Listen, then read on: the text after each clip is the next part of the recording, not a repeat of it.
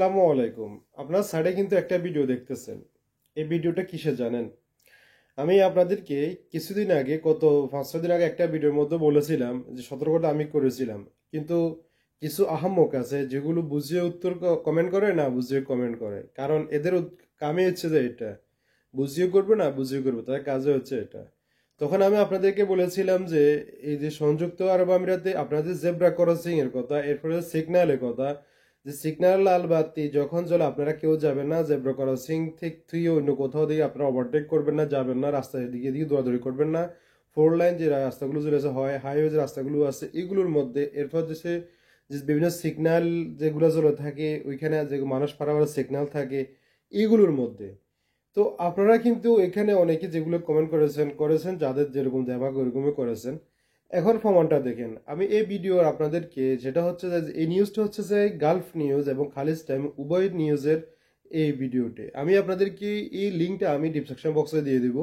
এখানে মূল কথা যেটা হচ্ছে যে সেটা হচ্ছে সংযুক্ত আরব আমিরাতে আপনারা যদি এখন থেকে, এখানে একটা হিসাব দেওয়া হয়েছে টোটাল দুবাইতে এখানে 48,300 জন মানুষকে জরিমানা করা হয়েছে শুধু এই জেব্রা ক্রসিং এ ওভারটেক করার জন্য, বা এই জেব্রা ক্রসিং এক জায়গাতে আপনি চলে গেছেন আগ রোড দিয়ে, বা আপনি হাইওয়ে লাফ দিয়ে, ভিডিওতে আপনি দেখতেছেন, এগুলো সম্পূর্ণ ফুটেজ আপনারা দেখতেছেন।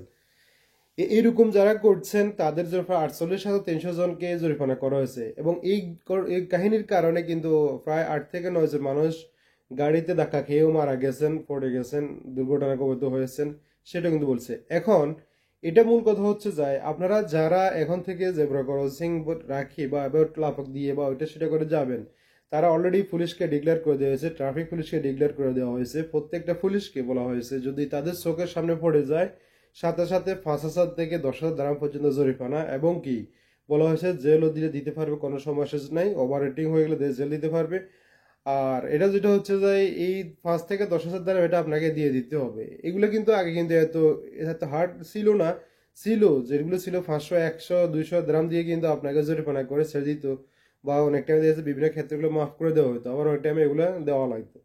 সবকিছু মিলিয়ে কিন্তু এখন কিন্তু আর সুযোগটা আপনার কাছে থাকতেছে না, তাই আপনাকে অবশ্যই এখন থেকে 5 থেকে 10,000 দিরহাম পর্যন্ত আপনাকে জরিমানা করতে পারবে। মানে এই 5,000 থেকে 10,000 দিরহাম পর্যন্ত জরিমানা করতে পারবে ট্রাফিক পুলিশে, যে সময় যেখানে যে নিয়ম রয়েছে ওই নিয়ম অনুপাতে আপনাকে জরিমানা করতে পারবে, এবং চাইলে আপনাকে জেলও দিতে পারবে।